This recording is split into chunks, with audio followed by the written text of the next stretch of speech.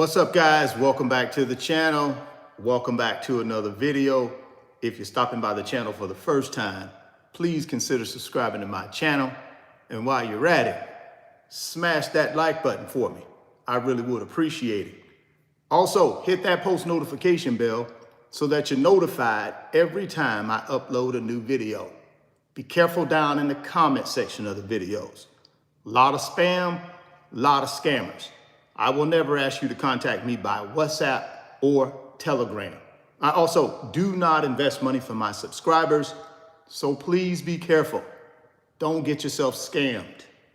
If you want up to 15 free stocks, MooMoo is going to give you up to 15 free stocks when you open a new MooMoo brokerage account.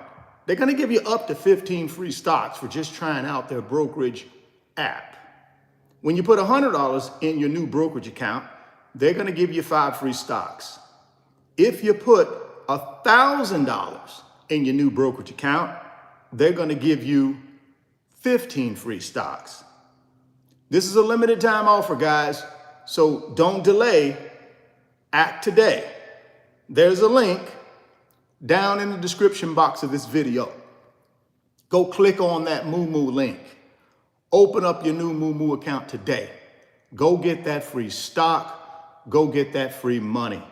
I'm going to also send you my wealth transfer blueprint video where I'm outlining the 3 big boy blue chip paper assets that I'm buying in 2024 and beyond to double my net worth over the next 10 years. So if you want that wealth transfer blueprint video, send me an email.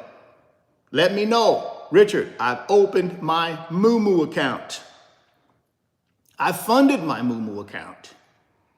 Would you send me that wealth transfer blueprint video so that I can see what you're doing to build your net worth and double your net worth over the next 10 years? Guys, you can copy my plan or you just create your own plan, but at least you got a guideline of what I'm doing. So I will send you that video, but you got to email me. You got to let me know you've opened a MooMoo account and funded it, and I'll send it to you. Because I don't want to send the video out to people that are not serious about building wealth. See, today we're going to be talking about how to go from zero to financial freedom.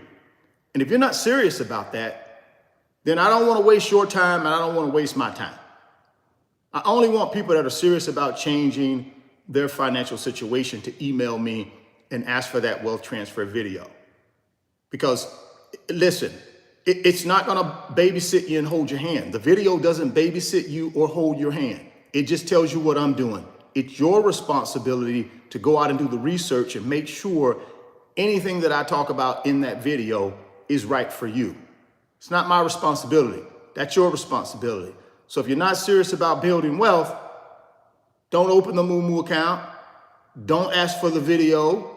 And I'm okay with that because I only want people that are serious about going from zero to financial freedom asking for that video, or even opening the MooMoo account if you want to be honest.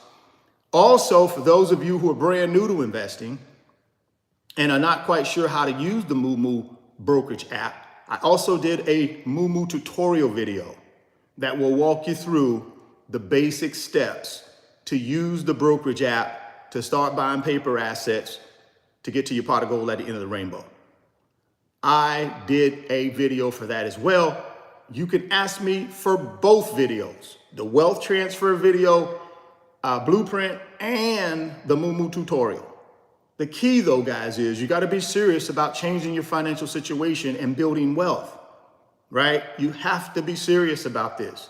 These videos are not meant to hold your hand or walk you through every single step. It's meant to give you an outline and a guideline that you can follow to create a plan that works for you and your family so you can go from zero to financial freedom, right? So that's the key here. Get those 2 videos from me, but you got to open the MooMoo account and you have to fund it because I only want people that are serious about changing something in their financial life. Well, in today's video, guys, I thought we'd do a Q&A. I thought we'd talk about this zero to financial freedom in 10 years. And let's build a Q&A around that. This is your time, guys, to ask me your financial questions. If they're not financial related questions, I'm not going to answer them. Okay? So I'm going to go through the chat and I'm going to pick out questions that I want to take on and answer for the greater audience, right? Now, what I will tell you, and this is not necessary, but what I will tell you, people who do super chats, they get to the top of the list for questions to be answered by me. So if you want to get your question answered and you feel like it's a really important question for your financial freedom journey, then my recommendation is consider super chat, because that's the way you'll get to the top of the list. Now, I do got my laptop running, and I have obviously my monitor running for the live stream. So hopefully this thing works. I'm not that good, guys, when it comes to technology, this kind of stuff. Trying to, got my laptop running, I got the monitor running and all this other stuff. And then I got my phone over here so that I can do some future value calculations of money. So bear with me. I'm new at this. I'm normally just, talking in these live streams, and I don't really take on any questions. But I thought today it would be a good idea to do that because we've had a busy week. You're thinking about the Fed meeting, right? We had the Fed meeting this week, which a lot of stuff we talked about, a lot of things happened. The Fed basically kept interest rates steady, didn't take them up, didn't take them down, just kept them steady. And we saw what the impact of that decision was this week, right? We think about the stock market. That was one of the impacts. We hit all-time highs in the stock market this week. The S&P went over 5,200 points, guys. That's an all-time high. The NASDAQ, right around almost 17,000 points, right? Another amazing week in the NASDAQ. When we look at the Dow, almost right around 40,000 points. So the stock market reacted very well to the Fed two-day meeting. Why? Because of optimism. See the stock market in a lot of asset classes, they are increased when there is optimism by investors. When investors feel very good, when they look down that tunnel and they see light at the end of the investment tunnel, they see, okay, we're gonna get these 3 rate cuts. It sent the stock market crazy, right? Same thing with crypto. Crypto had a bounce this week, right? It had a catalyst, and that catalyst was what? The Fed giving good clarity and good direction on what's going to be happening with the reduction of interest rates and how many times that's going to happen. That was the catalyst for crypto. It went up to $65,000 a coin. Ethereum, $3,300 a coin. Now, not all-time highs, but it was going down most of the week, and then all of a sudden it took a little bit of a bounce. Y'all know how I feel about crypto. In my opinion, it's a pump and dump, but we're not going to focus on that today. We're just going to answer some questions about zero to financial freedom and how do we get there. And I want you guys to think about this.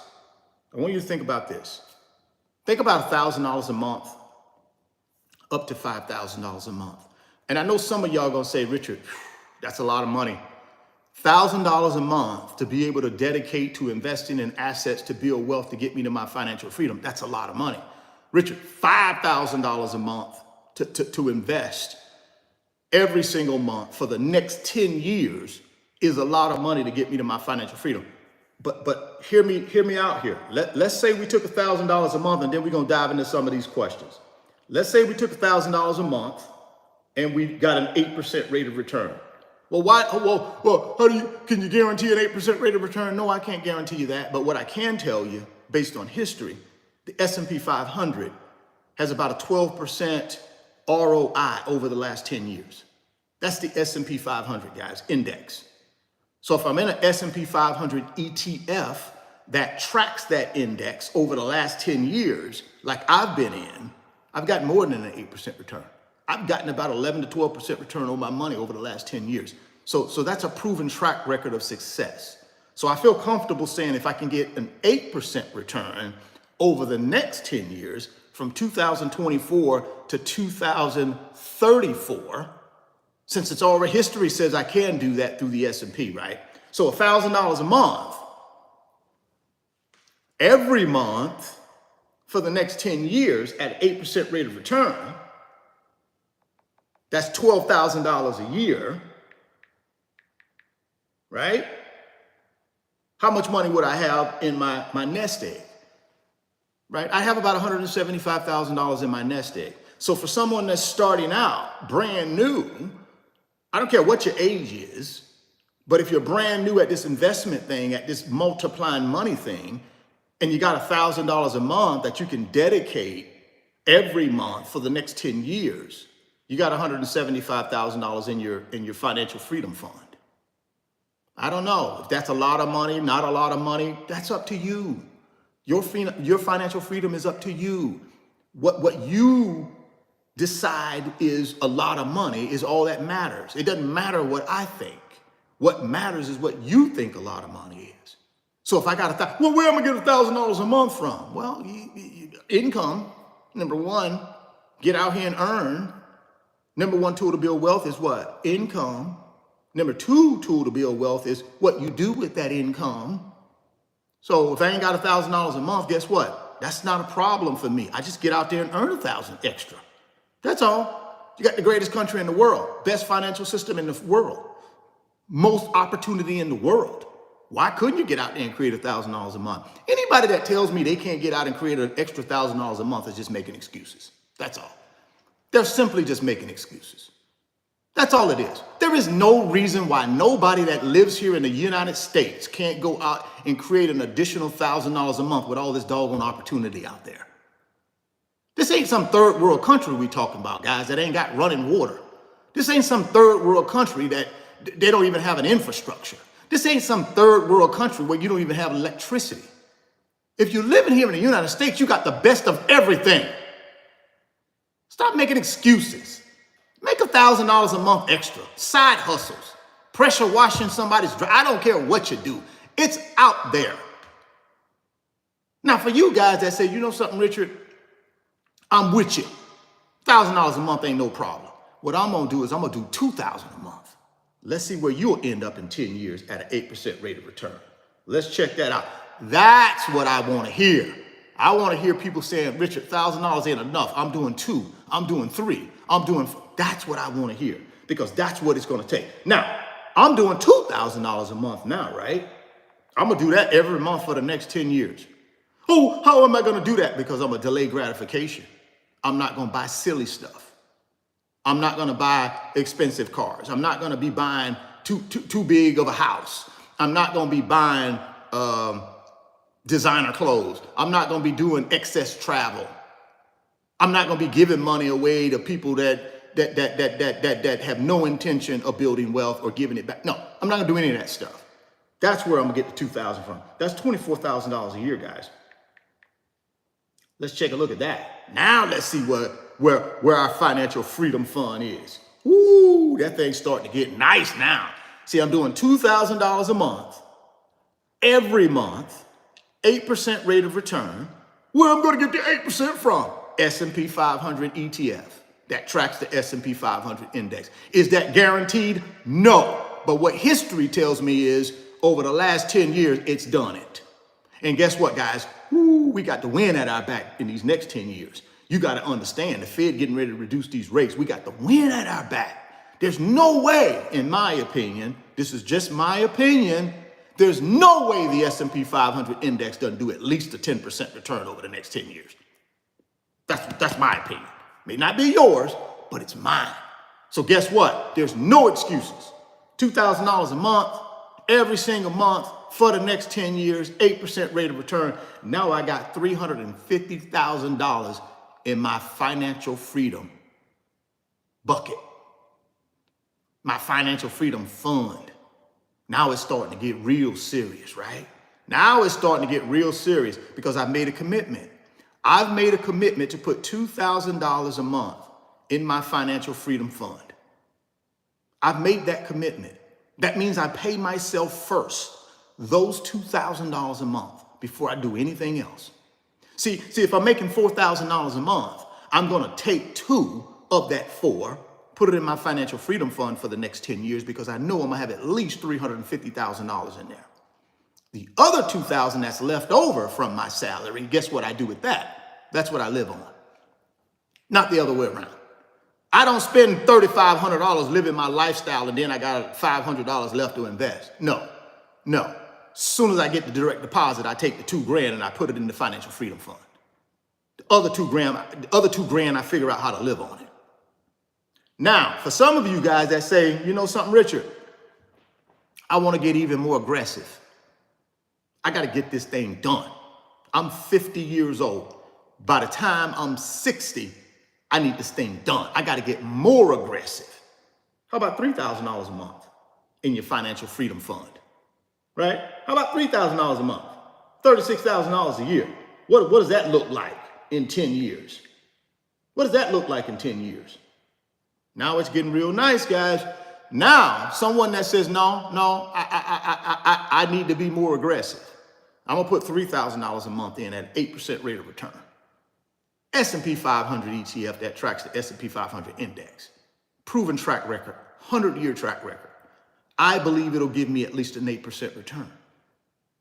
Now you got about $525,000 in your financial freedom fund.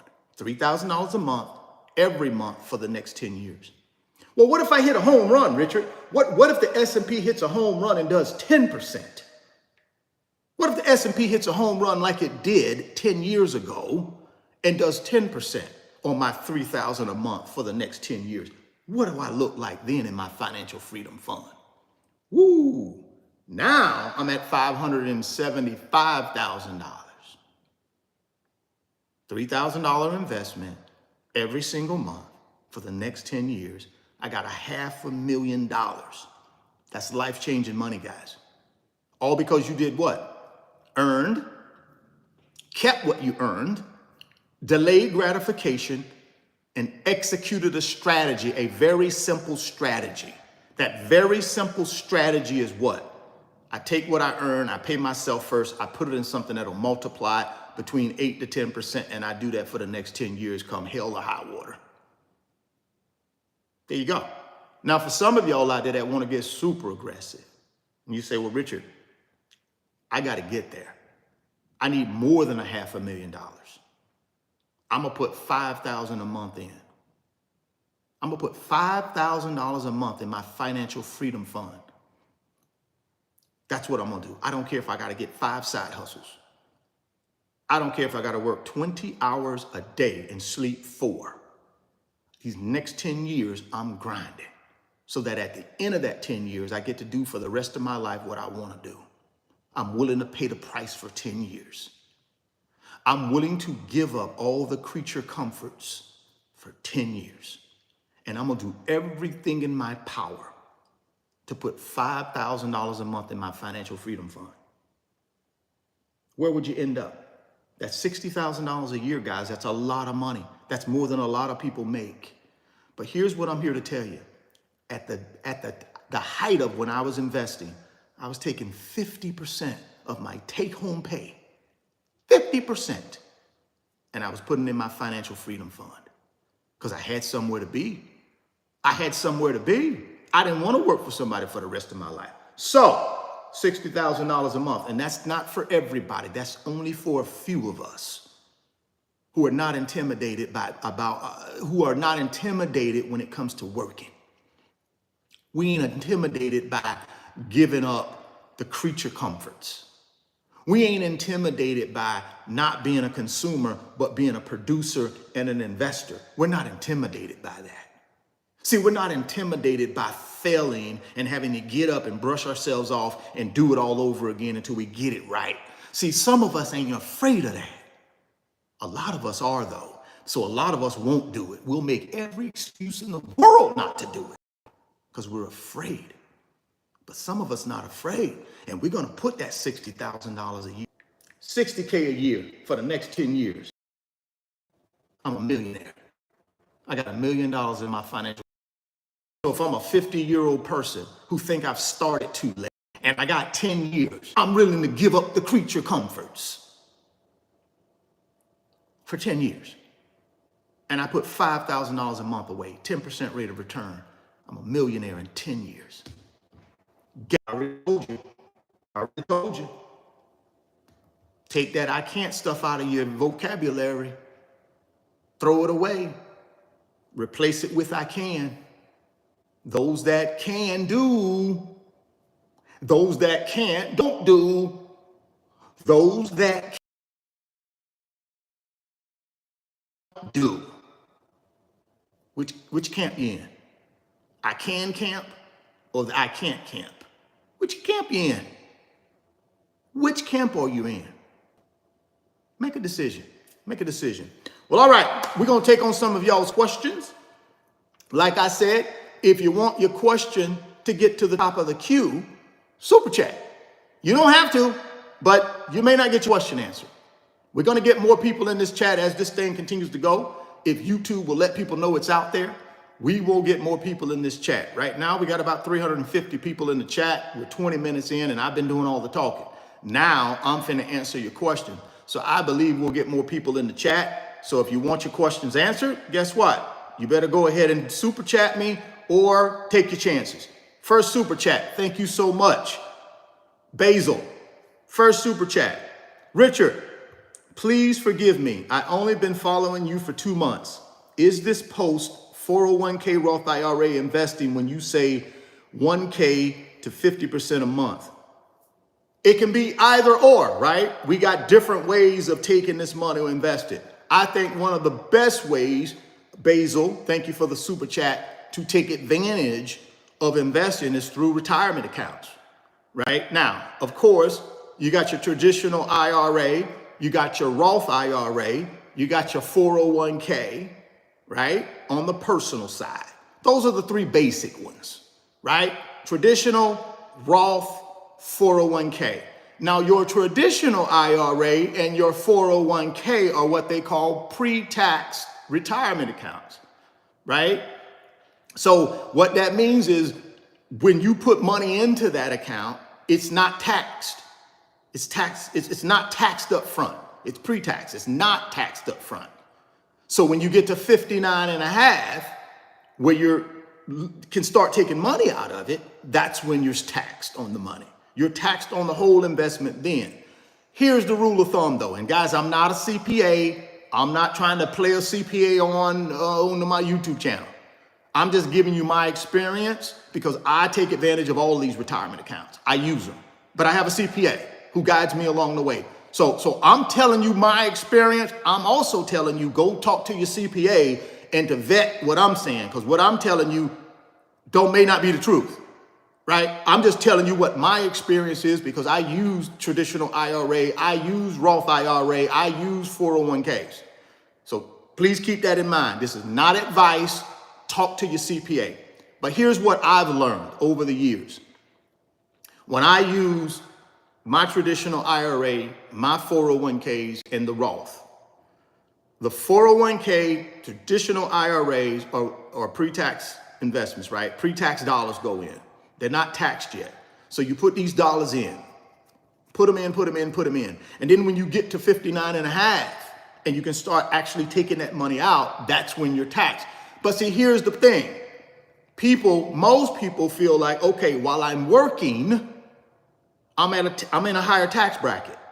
So I like being able to put money pre-tax in my investments, so therefore I can reduce my taxable income. Plus, when I get to the golden years, most people are in a lower tax bracket. So when they start taking the money out of those investments, they're paying less tax because they're in a lower tax bracket because they're not working anymore, they're retired. So that's your 401k and your Roth IRA. Now, there are limitations on how much money you can put into them. That's why you got to talk to your CPA. You can't just say, well, I'm going to dump $100,000 into my 401k. Nope, it don't work that way. So you need to talk to your CPA or go online and do some research and find out what you can put in these things, right? So that's traditional. That is 401k. Now you also have what I like to call a post-tax right? Post-tax investment vehicle, which is the Roth IRA. And all that means is when I put money in my Roth IRA, the money that I put in there has already been taxed. It's already been taxed, right? So I'm putting money in there after it's been taxed. It's already been taxed. So that is what? A tax-free, right? That's a tax-free investment vehicle. So at age 59 and a half, all that money that I put in my Roth IRA, plus all the interest or income that it builds up, when I'm 59 and a half, I get to go take that money out. Guess what? It's tax-free. I pay no taxes on it. Again, there are income limitations and limitations on the amount of money you can put in a Roth IRA. You need to talk with your CPA to find that out, whatever that is. So one is a what? Tax deferred, and one's tax free. Tax deferred is 401k, Roth IRA, 401k traditional IRA is tax deferred. I don't pay taxes on any of that money or growth until I take it out at 59 and a half. That's your traditional IRA and your 401k. Tax free is going to be your Roth IRA because I've already been taxed on the money that I'm putting in it. And I'm never going to be taxed on the growth as long as I take it out after 59 and a half. So those are the two you can put money in. And then the third one is what they call a traditional or a taxable brokerage account. So in my setup right now, guys, I got traditional IRA through what they call a simple IRA through my business. It's a simple IRA, but it's really a traditional IRA. So, but let's call it a simple IRA through the business. I got a Roth IRA, and then I got what? I got my taxable brokerage account. So I fully fund my Roth IRA every year. I fully fund my simple IRA every year. I already have another rollover IRA that has all of my 25 years worth of 401ks from all my banking days. All of those I rolled over into a rollover IRA. It's sitting at Vanguard, multiplying itself. Plus I got the Roth, and I got the simple, and I got the taxable. I fund everything through all of those, right? So hopefully that answered your question. Basil, appreciate the super chat. Thank you very much for that. Let's keep moving, guys. Let's see who else we got in here. We got Basil taken care of. Let me see if I got any more super chats before I get going here and start picking random questions. Like I said, if you want your question answered, you need to consider super chat. That way you get to the top of the food chain when it comes to questions. So Basil, hopefully that answered your question, man. Appreciate you. Let's see here what else we got. Stephen Rivera. Have there been any major shifts or adaptations in your investment strategy over the years? And if so, what were they and what prompted those changes? That's a good question right there, my man, Stephen. Good question. So here's the situation. For 20 years, 25 years, I had two asset classes that I was building. I was building a real estate book of business, real estate for income, and I was paper assets. Those were my two. Remember, I was a W-2 guy, so I was working. I had side hustles, luxury watch sales, eBay stores. Plus, I had a real estate book of business, single family homes. And then I also had stock market portfolio. What happened is, and it was always the plan, my plan was for 20 years to buy real estate every 2 years. I would buy one single family home every 2 years. And I did that every 2 years. And the goal was at some point before I retired from banking, I would sell that real estate portfolio, pay my capital gains, take the remaining money, and I would roll it into the stock market to double down on paper assets. So that's the major shift in my financial investment strategy is I made a conscious decision at a certain date, which was 2014. I started selling my real estate portfolio. I started taking whatever profits that I got from real estate, which was a lot, and I started systematically rolling it into the stock market through my taxable brokerage account. I was already maxing out the 401ks. I was already maxing out the Roth. How did I max out all that stuff? Side hustles. So I keep telling y'all, you're sitting around here making excuses why you're not doing side hustles. Keep making excuses. Stay broke. I didn't make excuses. I just developed me a couple of side hustles and killed them. Year in and year out. Luxury watch sales, making 6 figures a year, just flipping watches online. So we can make all the excuses we want. Oh, golly, I don't want to do that. Oh, golly, that's beneath me. I'm a PhD. Stay broke. Get you some side hustles. Take every dime you make from them side hustles and put it in these investments. That's all I did, Stephen. Nothing fancy. I'm no smarter than you. I'm just a guy who executed. I'm really good at executing. Really good at that. I'm okay with failing because I know on the other side of failure is success. So failure doesn't cripple me for the rest of my life. No, I fail, I get back up, dust myself off, keep going. Okay? Because I know on the other side of failure is success, man. Your success is on the other side of failure. If you fall and don't get back up, you'll never be successful. That's all I did, Stephen. Hopefully that answered your question. Now we got some super chats in here, so let's find those super chats and then we're gonna keep rocking and rolling. Keep rocking and rolling. We got a lot to cover today. Hopefully my internet holds up. Y'all know I got a little shady internet right here sometimes. Hopefully it'll hold up. Okay, we got a super chat from Tawana's Light. Thank you, and hopefully I'm pronouncing that right. Taiwana. Thank you though for the super chat. My goal is 100 million net worth. I'm 19, turning 20. Masters in science of nursing and masters in accounting are my careers. In those industries, I can have amazing, profitable businesses. Is that goal achievable? Again, guys, what have I always told y'all? For the folk that rock with me on a daily basis, anytime you're setting goals, they need to pass through 3 gates. Anytime you're setting goals for yourself, they need to pass through 3 gates. The first gate, is it realistic? That's the first gate it has to pass through. Second gate, is it measurable? Can I measure my progress? That's the second gate. The third gate it needs to pass through is it actionable? Can I actually go out here and do activities on a daily basis to get to and exceed that goal? So here's the thing, Tawana. If $100 million is your goal and you believe it's realistic, you believe it's actionable, and you believe it's measurable, go for it. I can't decide what your goals are.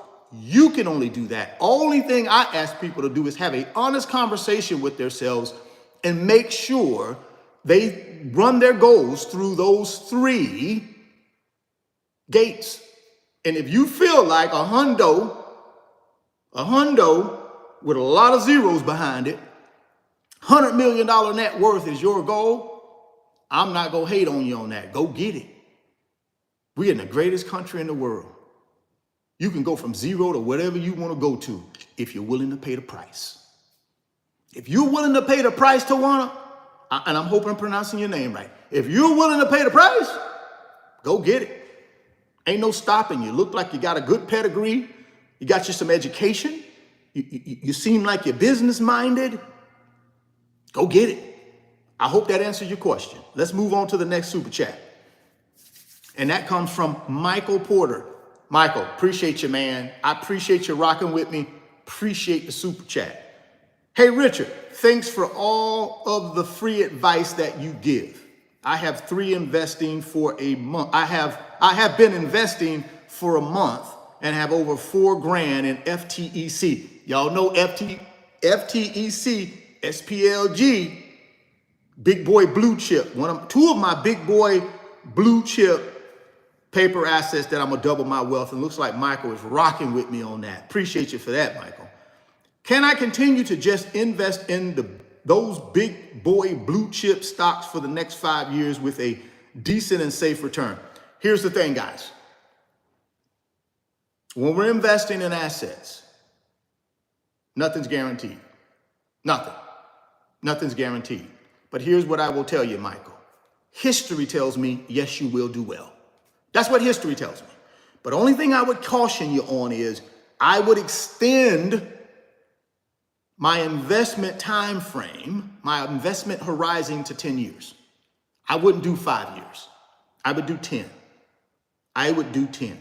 Now, also what's going to be, in your wealth building plan is how much money are you putting in? Now, if you're putting $100 a month in and not putting $1,000, $2,000, $3,000, $4,000, $5,000 a month, you're going to have a smaller return. If I put $100 in, I get a smaller return than if I put $1,000 in. So the goal is always put as much as you can put in there.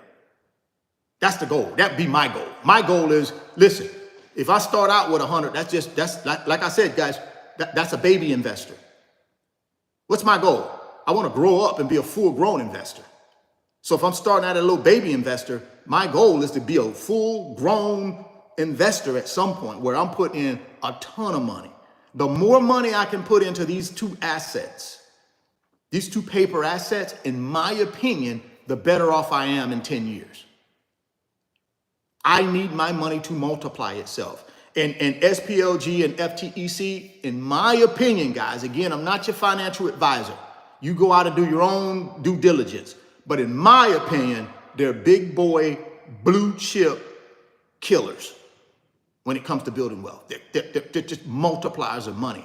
So if you stay in this thing long enough and you put enough money in, Michael, I don't see you being dissatisfied with the result. Turn this stupid thing off. I don't see you being dissatisfied with the result, in my opinion. That's my opinion. You have to figure that out. And of course, I'm here to support you. All you got to do is send me an email, my man. Since you're rocking with me on the super chat, Michael, send me an email, my man. My email address down in the bottom of this video. Send me an email and let's chop it up. Okay? Appreciate the super chat though. Let's keep rolling. Let's see what else we got out here, super chat wise. Okay, we got another super chat from Junie. Junie, appreciate you rocking with me, man. Thank you. I appreciate that. Let's read your question. How much money do one need to be financially independent in the U.S. if you are between 40 and 50 years old? How much money? That depends on you. What's your lifestyle? How much does it take to pay for your lifestyle? I don't care what the rest of America is doing. All I care about is how much money do I need to generate to pay for my lifestyle? So that's the first thing you need to do, Junie. You need to figure out what type of lifestyle you want to have at 40 or 50 years old, and how much money do you need in order to pay for that lifestyle? Let me give you a quick little scenario. Let's just say, Junie, at 50 years old, you want to stop trading time for money. I ain't working for these people no more. I'm done. I done built my wealth. I'm done. I need $5,000 a month coming in, passive income. Passive income means I don't have to do anything. My assets generate the income.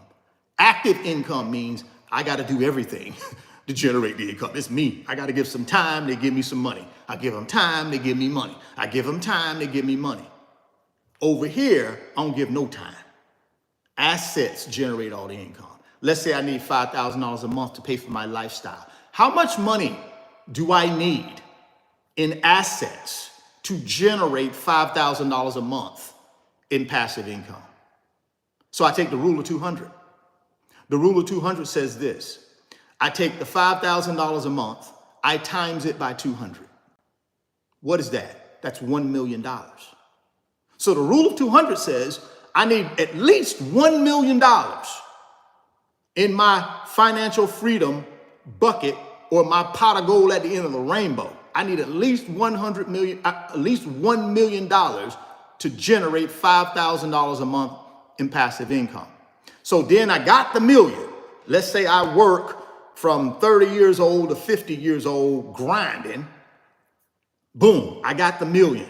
Now, what do I take the million and put it in to generate $5,000 a month? Plenty of things, right? I can go buy me a 5-unit apartment building that generates $75,000, $80,000 a year in net income. I could take my $1 million, pay for that. Boom, there's my $60,000 a year. As long as I can get a 6% rate of return, which you can in many things, on my $1 million, there you go. So Junie, you gotta figure out, what money do I need every month coming in at 50 years old to pay for my lifestyle? That's what you gotta figure out, guys. You gotta figure out what that number is. Remember, I always tell you guys 3 things you need to know when you're trying to build wealth. You gotta have a target date, you gotta have a target amount, and you gotta have a target net worth. Those 3 things you gotta know before you build a plan. You can't build a plan without knowing these 3 things. Or you're building a plan to nowhere. And if I'm building a plan to nowhere, I'm susceptible to what? Quitting. Because I'm building a plan to nowhere. I have no destination.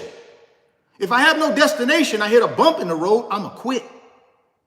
The only way I don't quit, I gotta have a destination. The only way I get a destination is I gotta know my target date, target amount, target net worth. If I don't know those 3 things, I got no destination. So hopefully that answers your question, Junie. Appreciate the super chat though. Dope Law. Hey, appreciate you, Dope Law. I know you've been rocking with me for a minute, man. Appreciate you. What questions do you ask yourself when considering buying an ETF? The track record, the history, what are all your questions? Here's the thing for me, guys. When I'm looking for ETFs to buy, number 1, I want it to be simple. I want it to be simple, right? So I'm gonna go out and find the best of the best. Best of the best. But here's my parameters. Let's say I want an S&P 500 ETF. First thing that I'm going to do is I'm going to go look at the S&P 500 index itself. And I'm going to look at the last 10 years of what the S&P 500 index did from an ROI. Let's see the S&P 500 index did 12% ROI over the last 10 years. Now, I got that piece of information. Now I'm going to go look for my ETFs that actually track the S&P 500 index. Maybe I look at VOO, Vanguard S&P 500 VOO. Maybe I go look at SPLG. Maybe I go look at three or four of them from different investment firms. When I look at those 3 or 4, what I'm going to look for is their ROI the same as the S&P 500 index or better? Now, if the S&P 500 index had 12 and I'm looking at an ETF that has 8, what's the problem? Should have the same thing as the S&P 500 index. Shouldn't have something way lower. That's a red flag. If I'm tracking an index and I'm investing in the same thing that index is investing in, should be the same ROI better. So that's the first thing I'm looking at, is performance. Is their performance the same as the S&P 500 index it's tracking? If it is, that's a good green light for me. If it's not, that's a red light. I throw that one out because there's something wrong there. Either they're charging a bunch of fees, they don't know what the hell they're doing, but they're tracking an index. It should have the same thing. That's the first question I look for, is performance. Second thing I look for is how much they're going to cost me to put my money in this investment. And they call that an expense ratio. What's the expense ratio on this ETF that's tracking the S&P 500? Vanguard S&P 500 VOO is 0.03%. So for every $10,000 I put into that investment through VOO, they charge me $3 a year to manage it. SPLG is 0.02%. So for every $10,000 I put in SPLG, they're charging me 0.02% or $2 a year to manage it. So I'm looking at the expense ratio, I'm looking at performance. And then the last thing I look at is history. How long this thing been around? I ain't comfortable putting my money in something that's been around 2 years, 3 years, 4 years. I need at least a 10-year track record. At least. So if I'm looking at these 4 ETFs that track the S&P, and 2 of them been around for 3 years or 4 years or 5 years, I throw them out. I don't care what their performance is. It's just not a long enough track record for me. So I'm a history guy. because I believe history, financial history, gives me an indication of what that thing will do in the future. So those are my three questions, guys. Those are the three gates I passed through. Performance, better be the same or better than the S&P index is tracking. I look at expense ratio. I'm not going to pay you 0.75, 1% and all this goofy stuff when I don't have to. Why would I do that? Why would I pay you something for, you ain't even really doing no work. You're just tracking this index up here. What I'm paying you 1% for, to do nothing. It'd be one thing if you end up picking the stocks yourself, which would be actively managed money, but passively managed money, I shouldn't be paying some guy or some fund 1%, 1.25%. It's ridiculous. So I look at expense ratio and then I look at history. Hopefully that answers your question, Dope Law. Appreciate the super chat. All right, let's keep moving on. We got some more super chats in here. I know we got some in here somewhere. I don't, here we go. I think, all right, let me make sure I got all these super chats done before we roll. Like I told you guys, if you want to get to the top of the queue, super chat. Hit the super chat button. Donate to the cause, and then we got you covered. All right, I got one right here from Moses G's. Appreciate the super chat, Moses. Is it safe to play around with low risk stocks? I'm not quite sure what do you mean by low risk stocks. I guess I don't know what that means. If it's an equity, if it's a growing company, I guess low risk would probably be maybe more value. I don't know really what you mean by that, but here's my deal. Here's my deal. When I'm trying to build wealth and maximize the growth of my money over a period of time, guys, I got to be in big boy blue chip. I got to be in something that's going to give me at least an 8, 10, 12, 15% return on my money on an annualized basis for the next 10 years. I can't be in something that's going to give me a 3% return. I can't be in something that's going to give me a 4% return. Not over 10 years. That's not going to do it for me. I got to be putting my money in something that's going to at least give me an 8% return annualized over a 10-year block.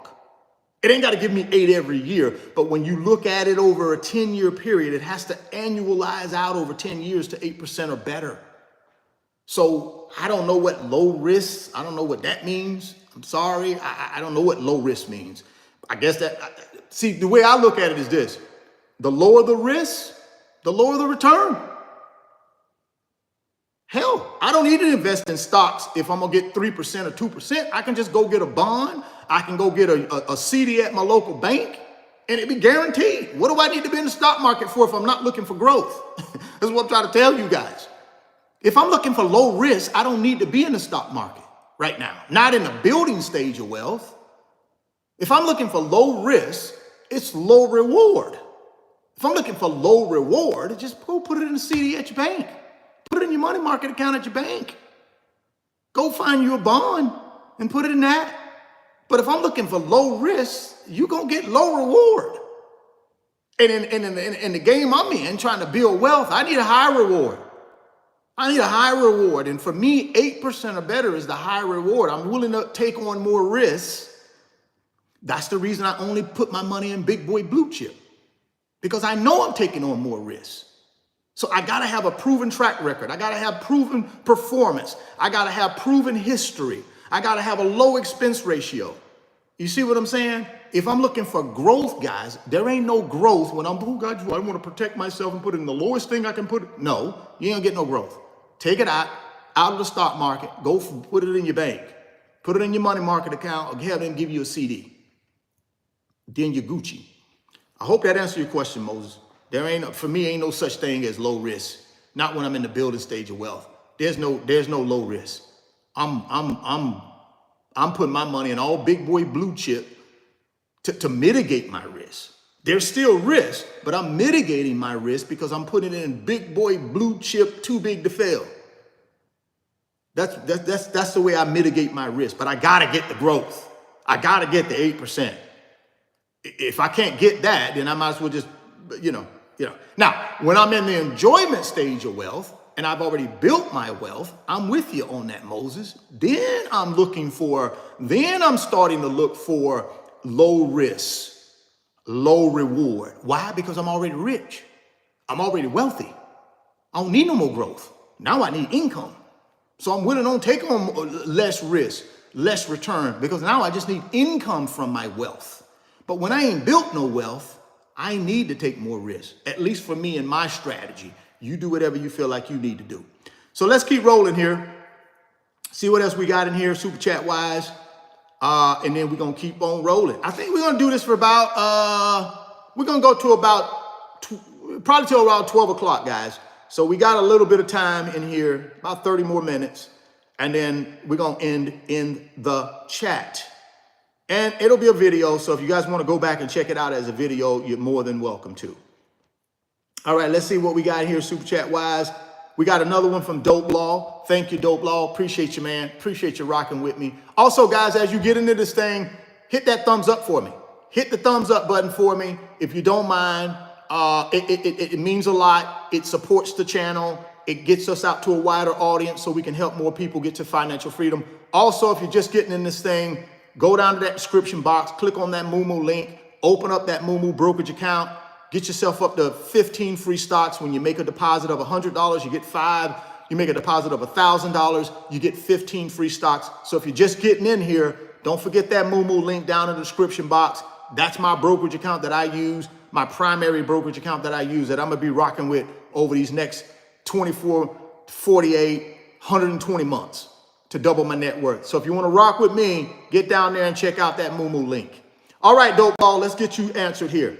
Do you enjoy watching the financial and investment information on YouTube as your personal rule of thumb, or Gang of Five that you mentioned? I just would like more options that you personally like. Here's the thing, guys. I don't really watch these cats on YouTube for my investing. I don't. I keep telling y'all, I'm a simple guy. I ain't gonna do but what I'm gonna do. I don't care what them cats doing. All I care about is the 3 big boy blue chip paper assets I'm buying. I don't, oh golly, meet Kevin says he's doing options trading on Tesla. I'm gonna go do that too. Forget all that crap. I don't need any of that. And Dope Law, if you wanna do it, my man, do it. But I'm telling you, for me, I don't need any of that. All I need is a 3 big boy blue chip. Keep my head down, put as much money as I can, put in them, and get this 8 to 10 to 12 to 15% return over the next 10 years, and I'm gonna double my net worth. So I don't need to be out here trying to copy everything. See, here's the thing we got to be careful of, guys. We can try to go ahead and be a master of everything and end up being a master of nothing. See, we can try to be a master of everything and end up being a master of nothing. What we want to do is settle on a strategy that makes sense for us and just stick to the strategy. Just stick to it, right? So for me, I don't need all that confusion. When I watch creators on YouTube, the only thing I'm watching creators on YouTube for is to figure out, okay, how do I skin this cat that's called the YouTube algorithm? That's the only reason I watch these guys. The other crap they be talking about, I don't listen to any of that. I just do what I do. I'm just trying to listen to these guys and see how they skinning this cat, this YouTube algorithm cat. So I look at them for that from a business standpoint, but not from my investment standpoint. See, my investment strategy has worked for me for 25 years. So I don't need nobody else's investment strategy. I use my own. But now if you want to go out and pick and choose information from other people, do it. But at the end of the day, man, you don't want to be you don't want to try to be a master of everything. You want to be a master of one strategy, your strategy. That doesn't mean you don't pivot. That doesn't mean you don't say, well, okay, I got my money going in SPLG. I got my money going in FTEC. But you know something? I got my eye on this healthcare ETF that looks real good. Got a good proven historical track record. And you know something? I may want to add healthcare to my my investment bucket. I got tech already. I got the top 500 companies in America in it already in the S&P. Maybe I want to add a little bit of healthcare. See, that's what I'm talking about. You can pivot that way. But it's so much these cats are talking about on YouTube, man, that it's going to confuse you. I mean, one day a guy saying you should be shorting Tesla. The next day a guy saying you should be. It's just too much. And all we do is confuse ourselves and running around following different strategies and we never develop our own strategy. So just be careful, take in information, throw back what you don't need, develop your strategy though. Develop your strategy and stick to it. That's the best advice I can give you guys. Develop your strategy. Make sure it always includes a broad-based stock market ETF. Make sure if you like sectors, include your 1 or 2 sectors. I like the tech sector. So I take 50% of my money, it goes in SPLG because that's the broader based stock market ETF that tracks the S&P 500. That's important to me. I want to be in the top 500 companies in America. All big boys, all blue chip, every industry, every sector. I don't know why people can't quite understand. That's all you need, man. But people won't, some people will listen to me and say, well, everybody want to chase all this different stuff. Man, if you would just invest in that S&P 500 for the next 10 years and that's all you did, you'd win. You'd win. But that's just me. I digress. Hopefully, though, Law, that answered your question. Hey, man, cultivate your strategy and stick to it. That'd be my advice. That doesn't mean you can't take in information from other people. You can. But all I'm telling you is be careful. Because when you're listening to people, whether you believe it or not, your filter system on a subconscious level is taking all that stuff in, man. And if you don't know how to filter that stuff and throw it back out, your subconscious, it turns into your conscious. And before you know it, you got 10 strategies you trying to work and ain't none of them working. So just be careful what you allow into the filter system. All right, let's keep moving. Mopar, appreciate the super chat. With the Magnificent 7 and the ETFs at an all-time high, shouldn't we wait for a pullback to start funding those financial vehicles? In my opinion, absolutely not. Why would I pull back? The whole purpose of dollar cost averaging is to dollar cost average in for the next 10 years. See, here's what you're going to miss. Here's what you're going to miss. We never know when the market's going to the moon. We never know. So if I'm on the sideline trying to time it, I'm going to miss some days, man. I'm going to miss some major days. If you were on the sideline last week, you missed major days. The stock market went to all-time highs last week, guys. All of y'all cats on the sideline, you just missed your net worth hit. So Mopar, you want to sit on the sideline and wait for them to come down? Go ahead. But you're missing the point. They ain't coming down like that. They're going to the moon. They're going to go higher. Listen to me. In 2014, guess what? The S&P 500 was around 2,000 points. Hear me closely. 2,000 points in 2014. In 2024, it hit all-time highs at 5,200 points. So guess what? If I'm sitting around in 2014, like, oh, golly, I'm going to wait. It's going to drop down to 1,100. I just missed 3,200 points worth of growth over the last 10 years. If you want to sit around and wait for it to come down, go ahead. You're missing the boat. This is what I do, though. I dollar cost average in because I believe over the next 10 years, the S&P 500 goes to 10,000 points. See, that's what I believe. I'm an optimistic investor. I go off of history. It doubled itself the last 10 years. Why can't it double itself another 10 years? I believe it can. So I'm a dollar cost average in every day, 365 days a year. I'm in the market, waiting on it to double itself in the next 10 years. Then this is what I do. I got some reserve money over here on the sideline though. So if the S&P does want to hit a little bump in the road and bounce itself back down to 4,500 points, guess what I do? I go take some of that extra money off the sideline and I buy the dip. I know it's going back.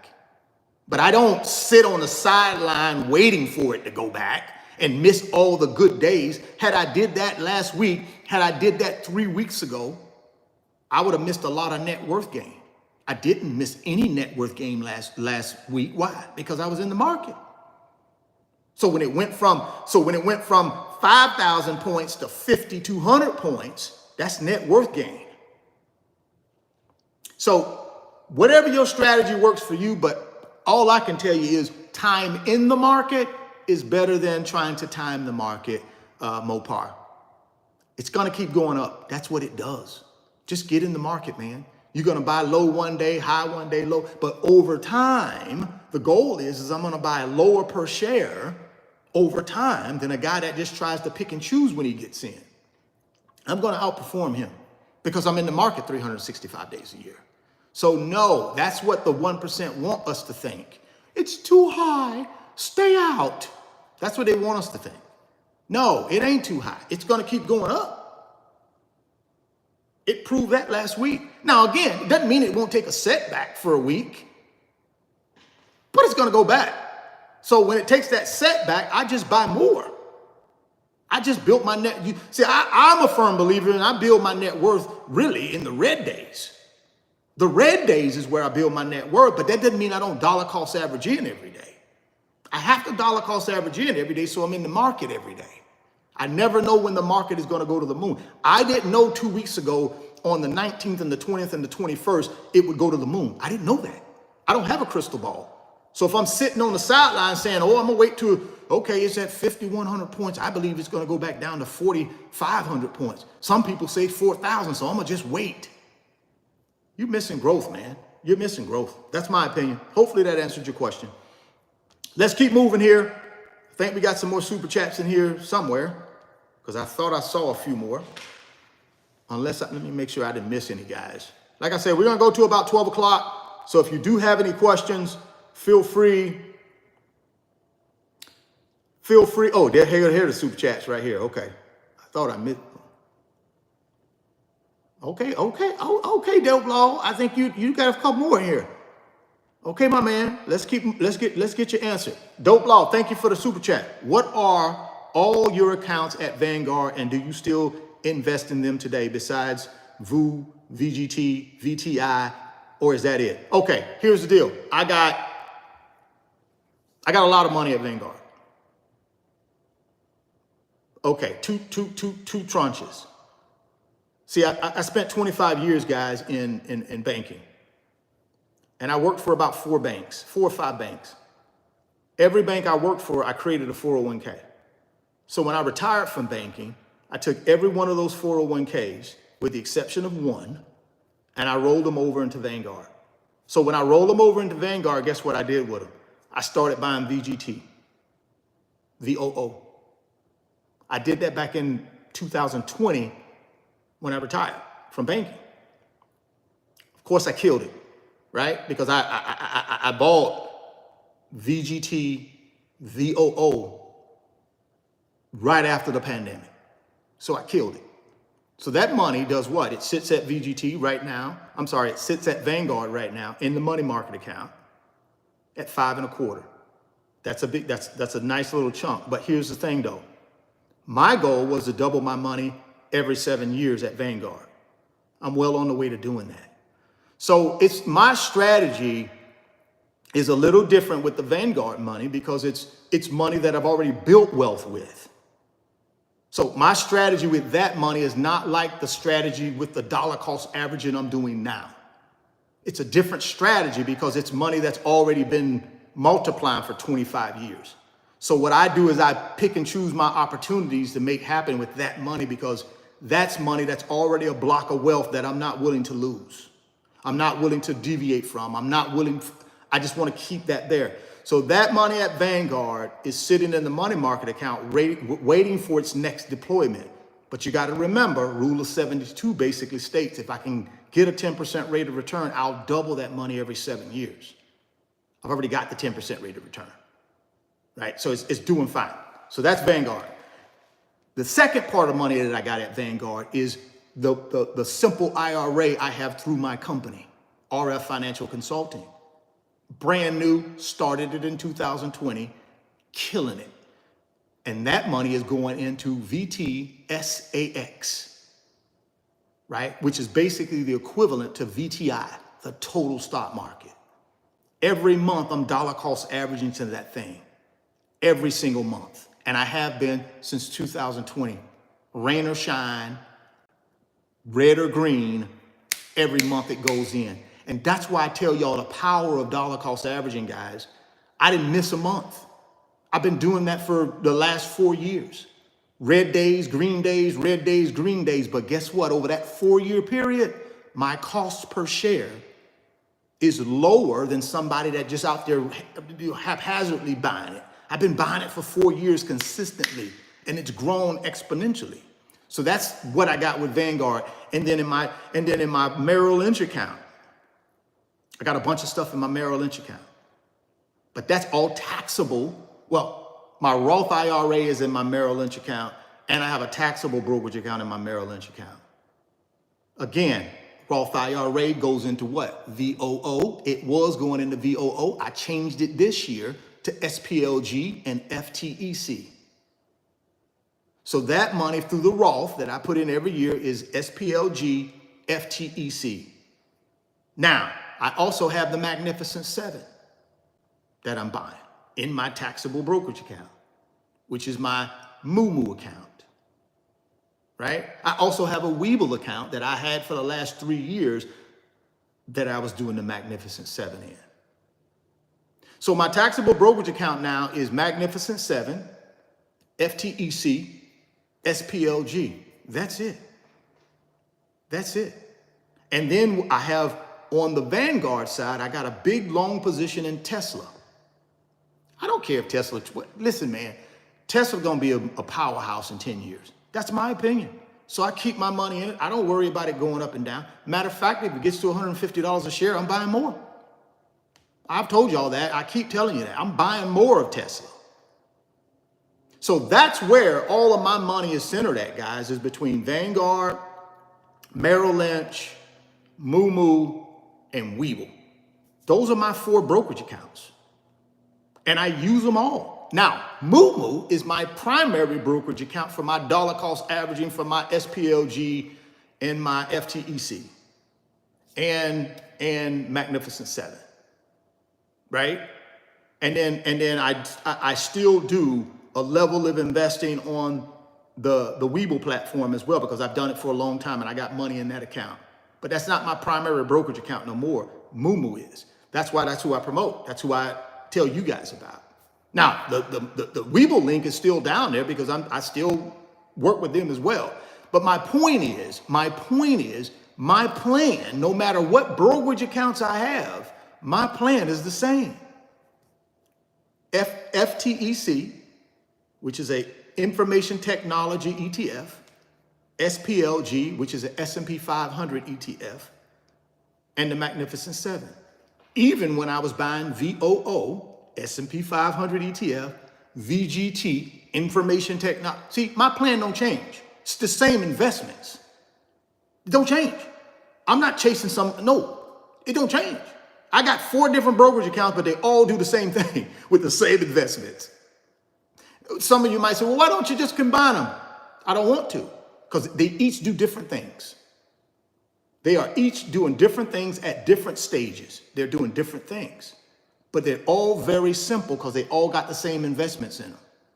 See, and then Merrill Lynch ain't over here with, 10 option contracts, and over here you got, no, all the same investments, but just do different things, right? So hopefully, Dope Law, that answered your question. Very simple investor on my end, man. I'm going to have a broad-based stock market ETF that tracks the S&P 500. I'm going to have a tech ETF that tracks the information technology sector. And then I'm going to have the Magnificent 7. That's all I'm going to have. I don't care if I got 15 brokerage accounts. They're going to all have the same thing in them. Isn't that concentrated? Yeah, it's on purpose because I'm looking for growth. I'm looking for growth. Yeah, it's on purpose. It's concentrated on purpose. I'm betting on the stock market that in the next 10 years, it'll be worth more then than it is now. So yes, it's concentrated, but it's concentrated for a reason. I need growth. And the only place I'm gonna get growth is in equities. So yes, I'm 100% in equities. And that's on purpose. All right, let's see what we got here. I think that's Dingleman. Dingleman, super chat. Thank you very much, Dingleman. Hopefully I pronounced that right. Should I buy in Florida given current insurance issues? Absolutely. Why wouldn't you? Florida's a destination state, my brother. It's a destination state. People gonna come to Florida. I don't care what the insurance do. They come into Florida. It's a destination state. Plus, they don't pay any state income tax. So if I'm a rich guy, rich gal, and I'm trying to find me somewhere where I can avoid paying state income taxes and I can have 12 months of sunshine all year round, Florida look good to me. Everybody don't care about that insurance cost, man. That's the cost of doing business.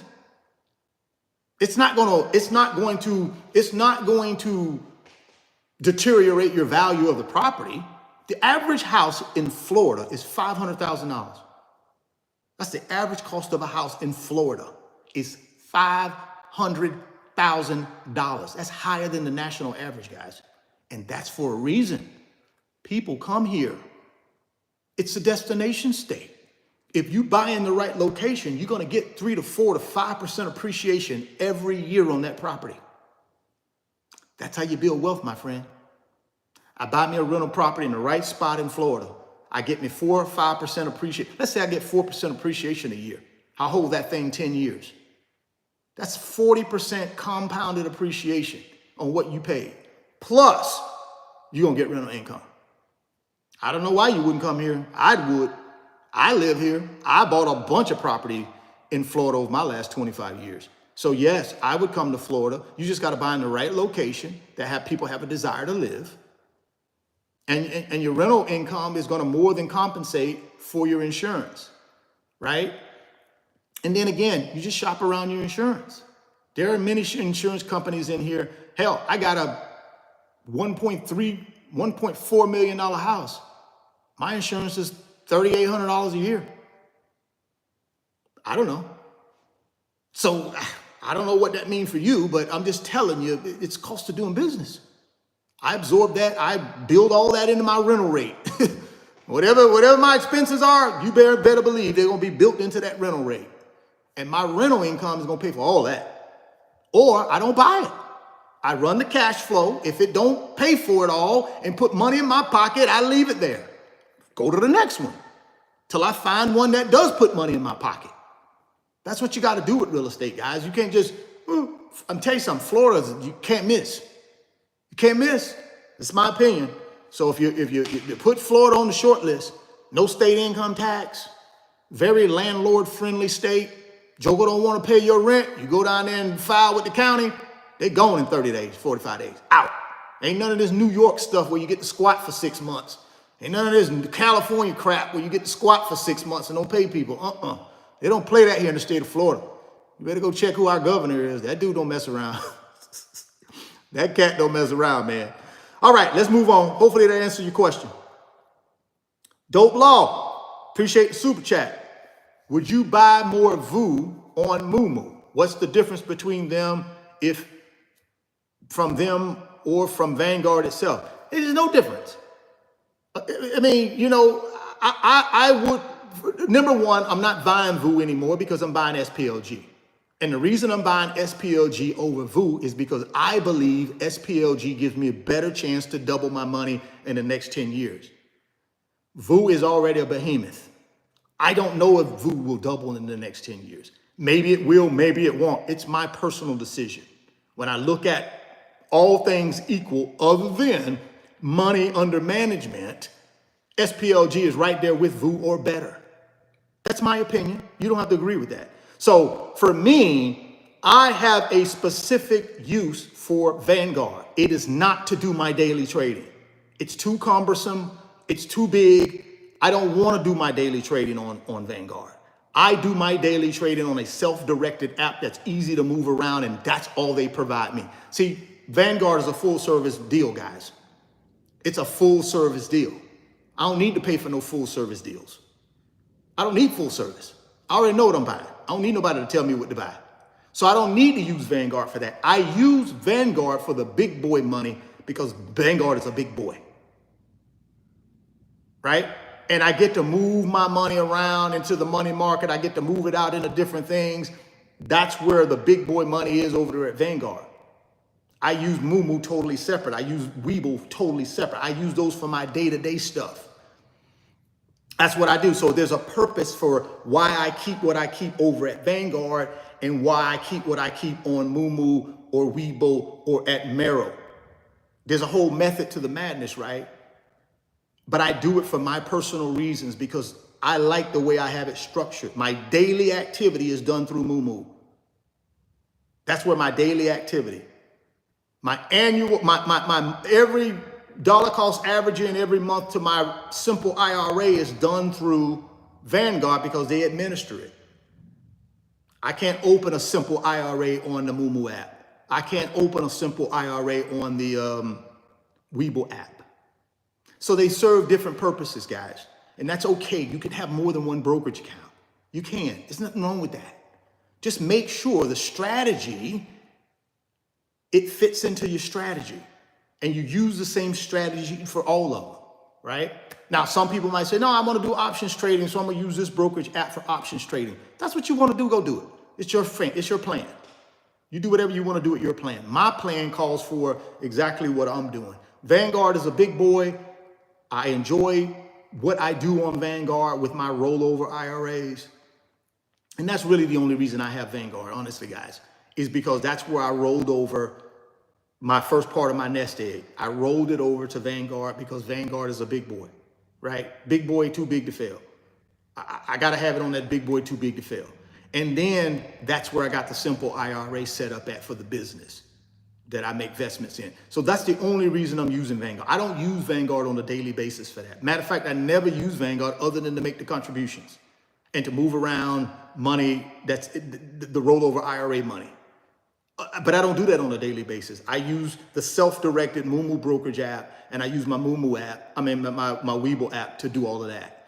Vanguard, I really never touch. Not Vanguard, but Merrill. I really never touch the Merrill account either because I got certain things in there that I just leave in there.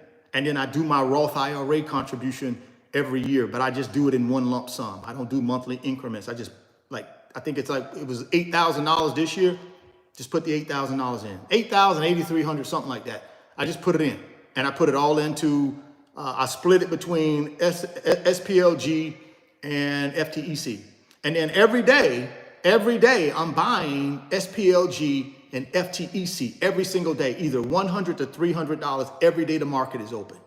I'm putting money into that. So somewhere between $20,000 and $40,000 every year for the next 10 years will be going in every day between $100 and $300 into those two. Again, 3 investments, no matter what platform I'm on, that's all I buy. And occasionally, like I said, Tesla, if it drops below 150. So hopefully that answers your question. Vanguard is a wonderful, wonderful, wonderful site. It's a wonderful company. But there's some controversy around Vanguard with the prison thing but I don't get into all that. All I care about is managing my money, being able to move my money and do what I need to do and make sure it's safe. That's all I care about. So there's a lot of controversy around Vanguard. I don't get into all of that.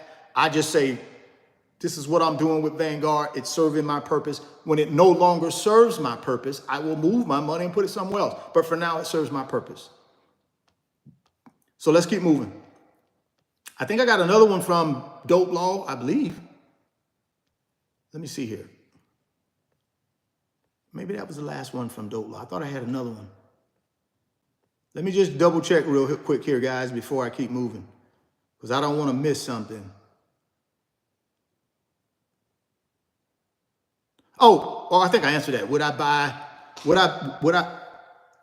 you buy VU on MooMoo? No, I won't buy VU on MooMoo because I'm buying SPLG. That's my broad-based stock market ETF going forward, not VU anymore. VU is great, but I'm not buying any more VU. So I wouldn't buy VU on MooMoo. I'm just going to buy SPLG. That replaces VU. Right. And of course, I had already mentioned I'm not buying it on Vanguard either anymore. Let's keep moving. I think we had 2 more super chats. Here we go. Jay Schultz. Appreciate the super chat, man. How do you contribute to your Roth with your income? I like to start one, but from what I'm reading, I make too much. Is it because the bulk of my money is filed under your business and not personal? Well, again, I'm not a CPA, Jay, skills. I'm not a CPA. I would recommend you sit down and talk with a CPA to figure out if it's the right fit for you. My Roth IRA is a personal Roth IRA, and it's funded with after-tax dollars. So I own a business. So my salary for my business, this is why I tell you guys, think about businesses at some point, because our tax code is set up for businesses, right? Not for you. People, W-2 people pay all the taxes, in my opinion. Businesses are set up, our tax code is set up for our business, and I'll tell you why. So when I was working in the banking industry, there were years where I qualified out for the Roth because I made too much money, W-2 money. I made too much. So you can't put money in if you make too much. It's restrictions. Start my business, I just pay myself a little salary, right? I pay myself a little small salary, maybe a couple $1,000s a month. That's the salary I pay myself. So I qualify for my Roth because I'm under the salary cap. I make $2,000 a month, right? And that's what I pay myself from my business. So when I'm looking at my Roth, I'm well within my guidelines to make a full contributions. Plus I'm over 50, so I get to make an extra $1,000. So I put 3,083, and I did it in one lump sum. Now, some of you guys, you can do it in monthly increments or however you want to do it. I just did it in one lump sum. I didn't want to deal with it. It's going to be in there for 10 years. I didn't care what price I paid today. I just didn't care. See, that's the thing about me, guys. I know the stock market is going to be worth more in 10 years than it is today. So I don't care what I pay for it today, because I know in 10 years, it's going to be worth more. I don't care if I paid, whatever I paid for SPLG or FTEC today, because I think in 10 years, it'll be worth more. So from that standpoint, I pay myself $2,000 a month. Now, how do I live? I take distributions.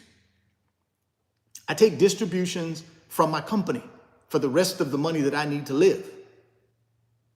I do it for two reasons. One, I don't want to be double taxed, right? Why do I pay myself a $100,000 salary? For what? It don't make no sense. I can just take distributions from my company. It's taxed one time. I've already paid enough into Social Security and to Medicaid or Medicare, whatever it's called. I already paid enough into that since I was working in banking. So I'm not trying to pay more into that. I pay whatever I pay on that $24,000. And I don't even pay it on that because part of that $24,000, money is taken out of that to go into what? That simple IRA.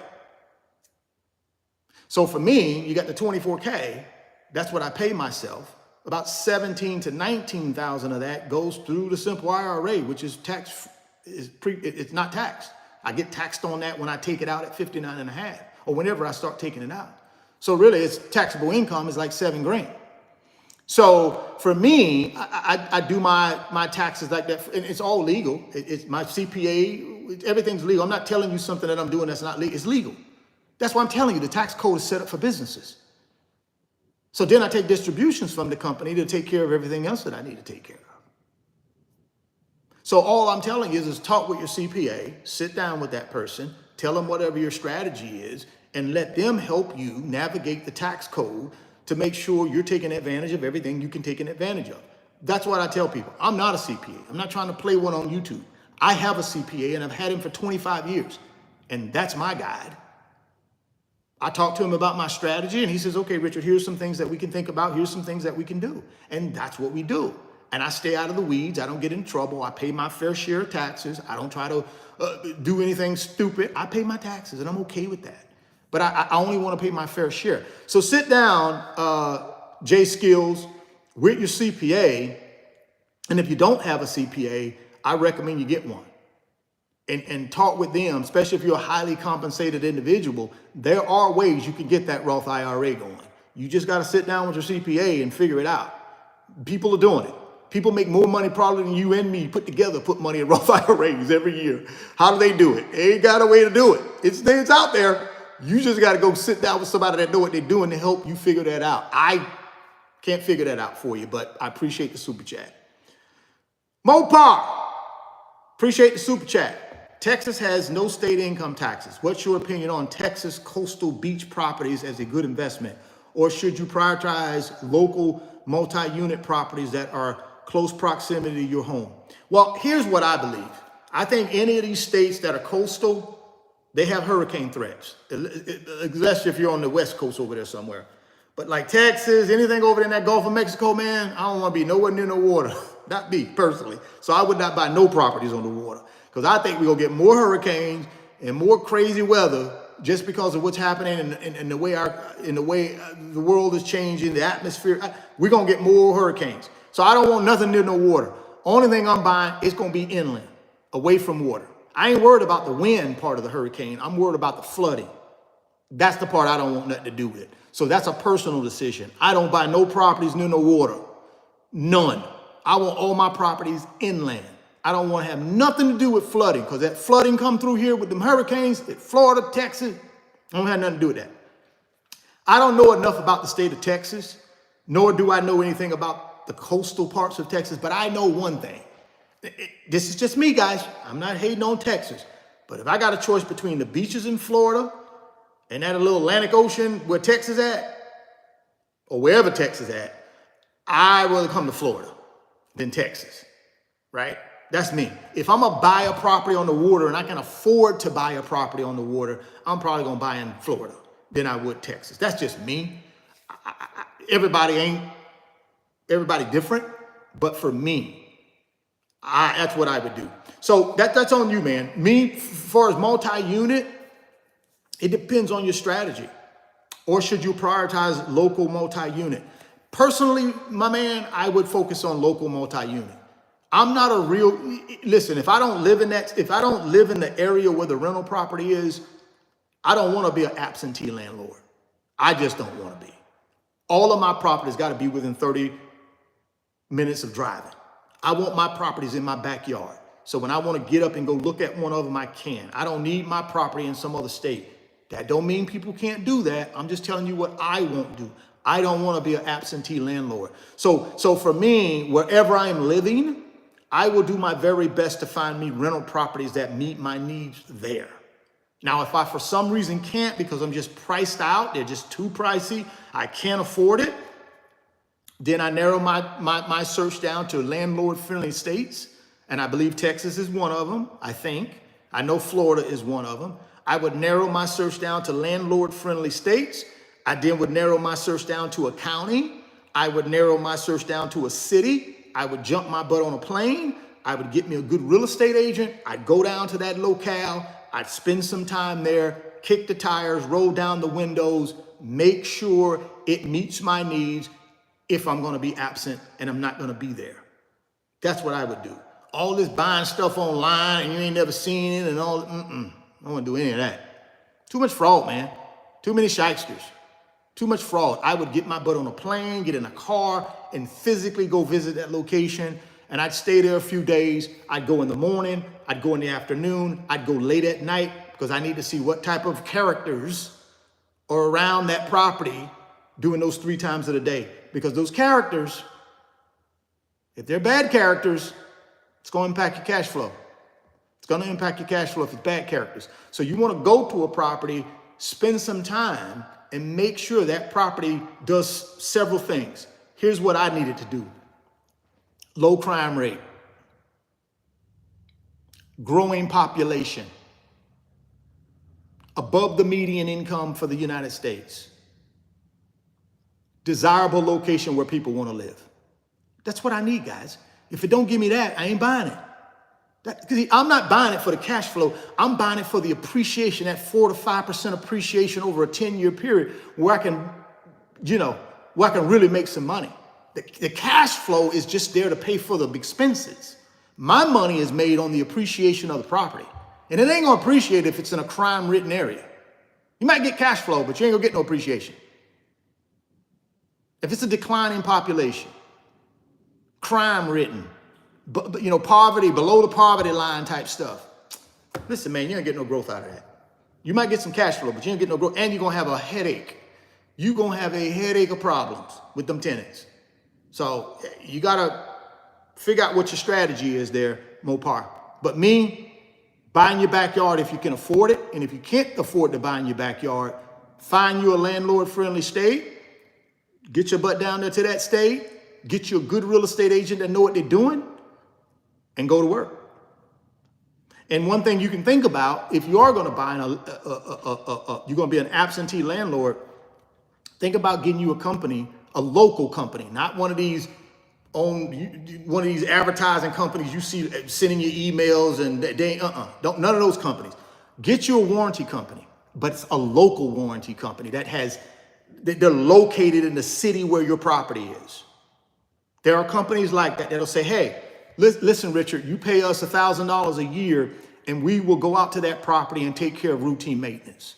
Leaky faucet, if you need a new, let's say the garbage disposal breaks down, we'll go fix that. If the AC breaks down, we'll go service it. Give us $1,000 a month and we'll be contracted with you to take care of all that little headache stuff on your property. That's what you do. I wouldn't hire no property management company. I wouldn't. I would just go get me a good solid company for the trades. Plumbing, electrical, AC, especially if it's in Florida, especially if it's in Texas, you're gonna need an AC company. But there are companies out there local that will do all of that. One company, they'll do the AC repairs, plumbing, electrical, everything.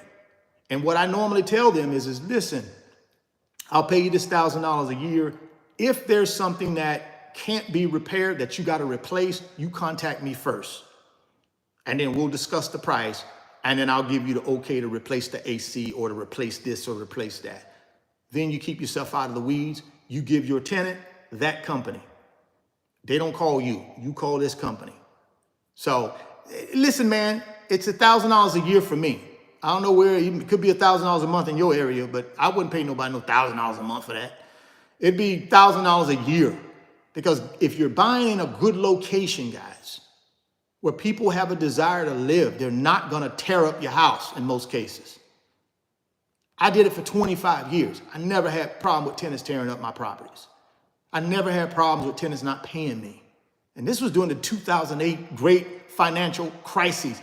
People were still paying their rent. That's when I had the bulk of my properties. They were still paying their rent because they need somewhere to live. I keep telling y'all, you gotta buy location. Stop buying these little inferior locations with, all this.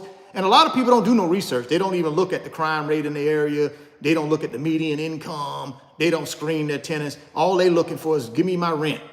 And then all of a sudden they get into the contract with the tenant go west on them. Then they go to thinking, well, why you did that? Because you never vetted them. All you want to do is greedy and get the money.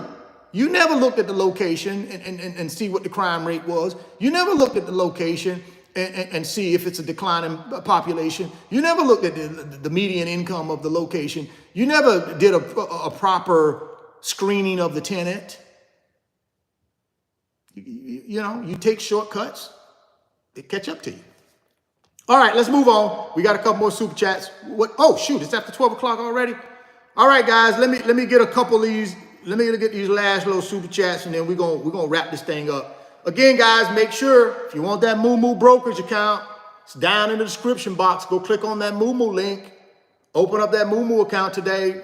Get yourself up to 15 free stocks. Get yourself in a position to build wealth, man. These next 10 years, a lot of wealth gonna be built. Don't be sitting on the sideline. Don't be down here watching the rocket ship go to the moon and you're around here taking pictures of the rocket ship and not on the rocket ship. Be on the rocket ship, but you can't do that unless you got a good brokerage account. Go down to that description box, click on that MooMoo link, get yourself going today. And then I'm gonna send you those 2 videos that I talked about earlier in the chat, the wealth transfer blueprint video and the MooMoo tutorial video. I'll send you both of those when you open your MooMoo account. Send me an email and I'll send them out to you. That way you can copy my plan or create your own plan. All right, we got some more super chats, so we're gonna answer those, guys, and then we're gonna get on out of here. Let's see here. We got one from Mark. Thank you for the super chat, Mark. A single person, first $13,800 is tax-free. So you're only taxed on $10,200. Are you investing in a personal Roth? I don't know, bro. I don't know what you're talking about, Mark. I'm sorry, man. A single person, first $13,800 is tax-free. You're only taxed on $10,200. Are you investing in my personal Roth IRA? I ain't gonna be taxed on nothing. I've already been taxed on the money that I put in. That already been taxed. But when I put the money in, as it grows, compounds and grows, I don't care if it grows to $10 million. I'm never going to be taxed on it. I already paid the tax on the actual initial investment. I've already paid the taxes on that, right? It's a post-tax retirement vehicle. So I've already been taxed on the $8,000 that I put in a couple weeks ago, month ago. The $8,000 that I put into my Roth, I've already been taxed on that $8,000. I've already been taxed on it. So the $8,000 I put in, if that $8,000 grows to $100,000, I will never be taxed anymore. So I'm not sure what the question is, Mark. I'm not sure. But the Roth IRA is set up so that the money that you put in, it's already been taxed, your initial investment. So every year I put my $8,000 in or whatever it says I can put in. Every year I put that money in, it's already been taxed. But it doesn't, the growth never will be taxed as long as I take it out at 59.5. It's tax-free. That's why a lot of people are doing it. Because they're saying, shoot, if I can put this money in today and it can grow to some huge number in 10, 15, 20 years and I'm never taxed on that growth, it's a good deal to me. So again, talk to your CPA. It may be right. It may be wrong for you. I don't know. For me, it's right. I take advantage of it every single year. And I know at some point in the golden years, I'm going to have $500,000, 750,000, whatever it is in there. And it's all tax-free. That's all I know. That's all I care about. The rest of that stuff, I don't know what a single person first 13, 8 tax-free. I don't know what all that is. You're only taxed 10. I don't know what all that is, Mark. I'm sorry, man. I don't know what any of that is. That don't apply to me. My Roth IRA is exactly like I told you. Might apply to somebody else. That don't apply to me. Do you like living? Oh, Chawana, thank you for the super chat.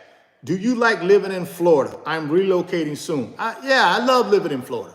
But you got to understand, Chawana, I done lived here for pretty much most of my life. And the hurricanes are starting to get on my nerves, right? Them hurricanes, all this rainy weather from June, I'm going to say from May. Now, the part of Florida I live in, I can't say all of Florida, but this South Florida part, from May to around November, number one, is hurricane season. And these things out there all the time. Plus, it rains every day almost. And it's hot and humid. But again, I've lived here all my life and I'm just sick of it. Now, that doesn't mean I'm going to leave entirely. I will always have a home here in Florida, but I'm not going to be here all year round. Once in a couple of years, I'm not going to be here all year round. That's why I'm going to Colorado and other places that I like to try to figure out 6 months out of the year, I'm going to be there. 6 months, I'll be home. So from November to maybe April, I'll be in Florida. But from like May to October, I'm going to be somewhere else. I don't want to deal with the rain. I don't want to deal with these hurricanes.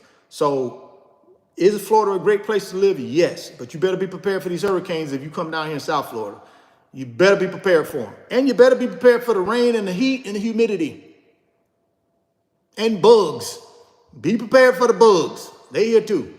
But it's still a great place to live. I don't want my Florida people getting on my case about that. It's still a great place to live. But boy, it's hot, it's humid, and there's a lot of bugs. Okay, we got another super chat from Mopar, I think. Yeah. Mopar asks, I have a SEP IRA being managed by a local group with advisory fees quarterly around 9K to 10K a year. Whoa! Jesus, Mopar. What the heck? I've gotten only a 1% return in 10 years. Oh my Lord, Mopar. Come on, man. You joking, right? Should I move it? What would you recommend I do? Oh man, heartbeat. Ain't nowhere in the hell. Them people be getting no 9 to 10K out of me a year. Not for some stuff I can do on my own. Now again, I don't know how complicated your business is. I don't know how many employees you got. So talk with your CPA. But if your CPA, listen, man, again, I don't know what your situation is at your company. Maybe you got a big company. You got a gazillion employees and they forcing you to make it available to them and all this other crap that they try to make you do. But me personally, I'm in a simple IRA. It's just me. I'm my only employee. That's it. I don't need no, that's why I keep telling y'all, I ain't trying to get no employees. I'm the employee. That's it. I don't pay no fees. My stuff goes into a simple IRA on the Vanguard platform. I don't pay Vanguard zero. I don't pay no fees, period. I'm just telling you. I don't know. I'm not sure what your setup is with them, but goodness gracious, man, I would look for me an alternative to that. Because that's, I mean, especially if you're saying you only got a 1% return in 10 years, you got to be losing money then. I don't know how much money the 9 to 10K a year in fees, advisory fees. What are they advising you on if you're getting a 1% return? Brother, go sit down with somebody, man, and look at some options for yourself. I'm not the guy to help you with that. Go talk to a CPA, somebody else, but that don't seem right to me, Mopar. I'm sorry, man. That don't seem right to me. I would never pay them that. Not me. No, because there are ways, well, you talk to your CPA. So, well, guys, listen here. We're going to get ready to wrap this thing up.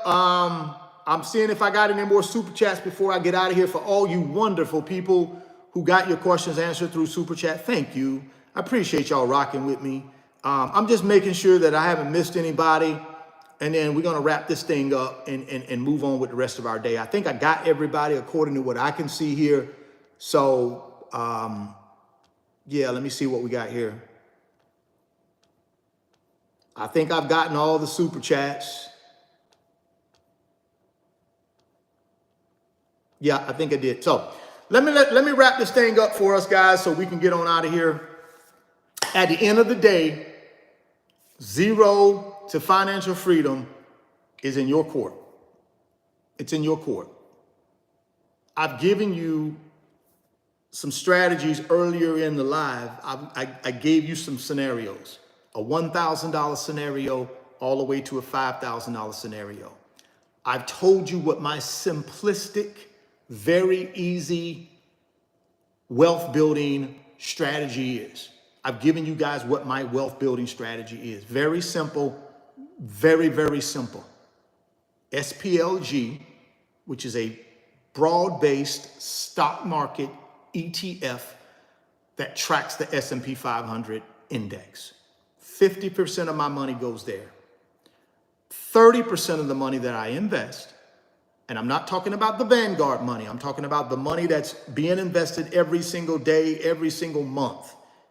Simple IRA down to the MooMoo and the Weeble, those accounts that I'm putting money in. 50% goes to SPLG, broad-based stock market ETF. 30% goes to a industry-specific or a sector-specific ETF, and in my case, it's information technology ETF. 30% goes there. 20% goes to the Magnificent Seven.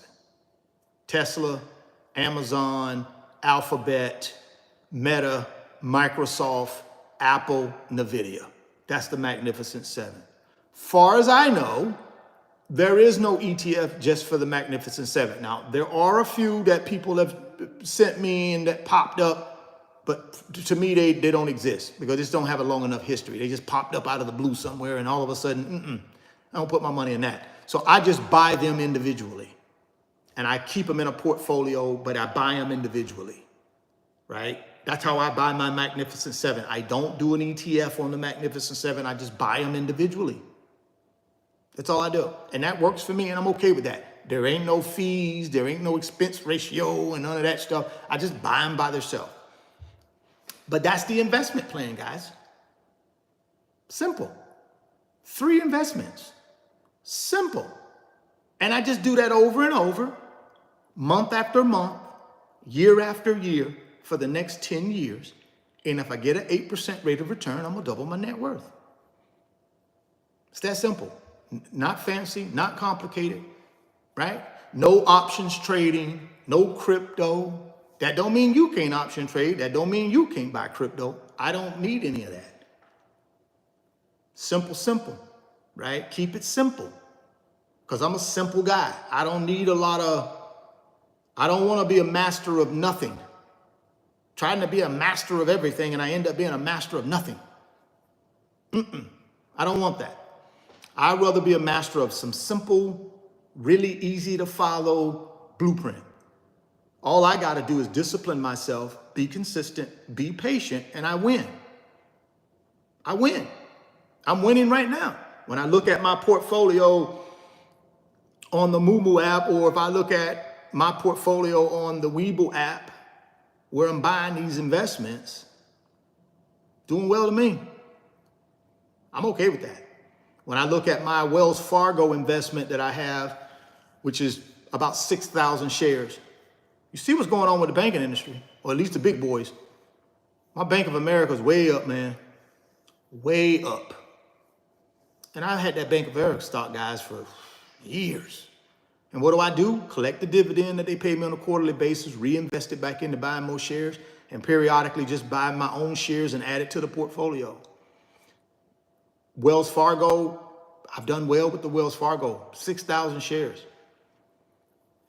Pays me about $2,000 a quarter in dividends. So I make about $8,000 a year in dividends on 6,000 shares. It's all right for me, because I still think it goes higher. I still think it goes higher.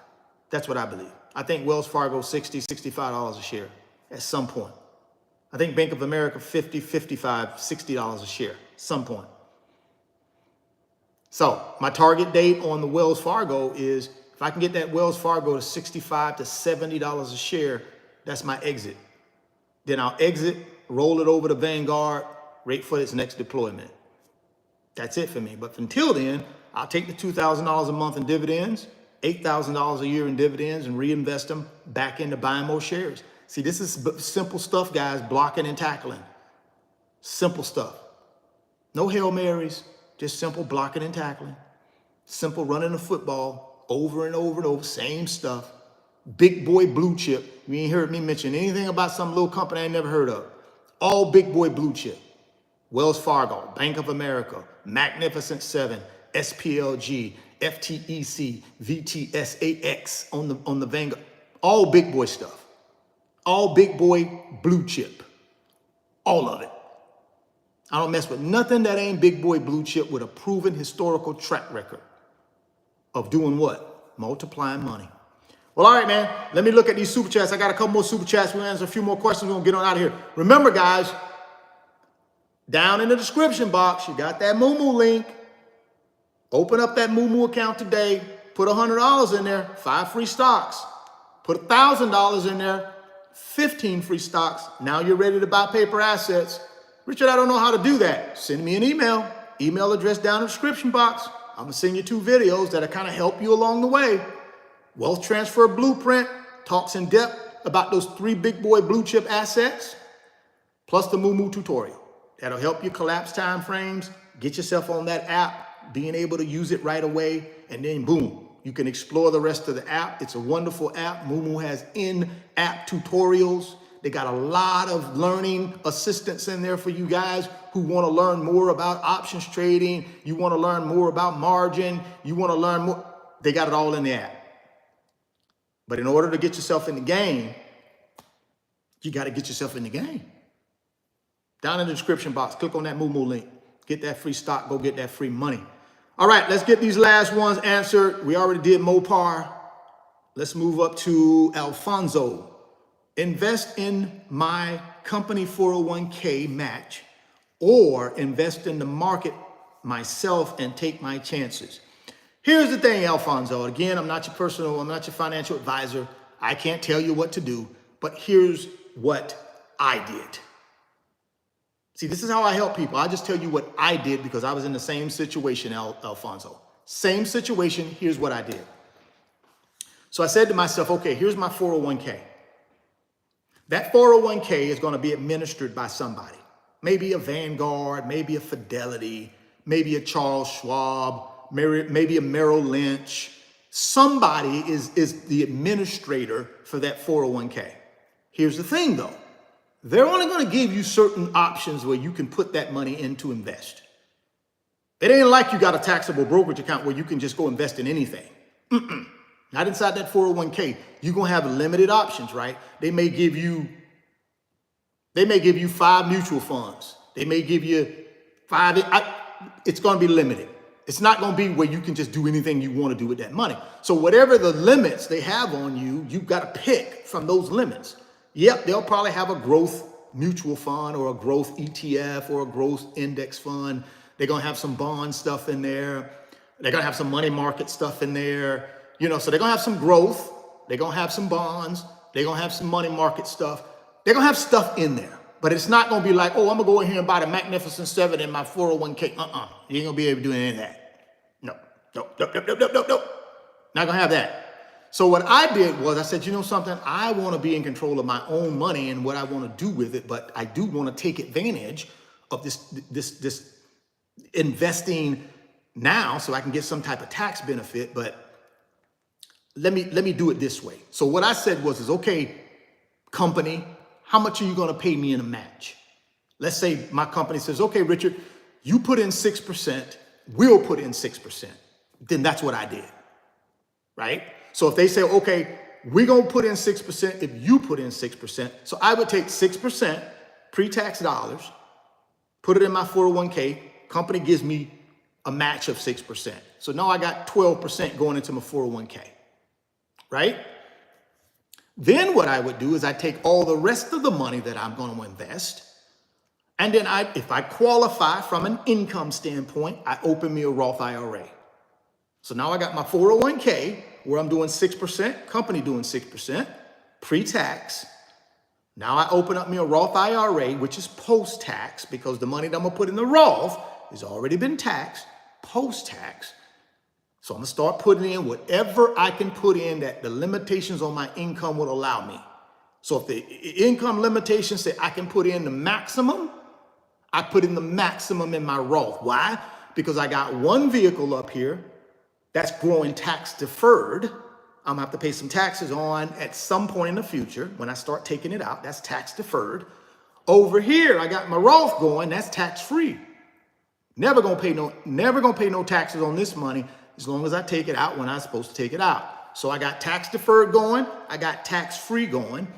But I got more money I want to invest because both of those have limitations on what I can put in them. So now I open my third account, which is my taxable brokerage account. Everything else can go in that taxable brokerage account. Now I can buy whatever I want to buy. I can buy the Magnificent 7. I can buy SPLG. I can buy FTEC. I can buy whatever I want to buy in that taxable brokerage account.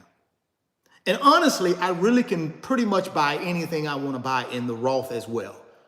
Right? So the Roth and the taxable brokerage account, I can kind of buy anything I want to buy. Over here in the 401k, I can't. I can only buy what they allow me to buy that's already choices inside the 401k. That's what I did. You may have a different strategy. Talk with your CPA, but you asked me what my opinion was, and my response is, this is what I did, and it worked beautifully for me.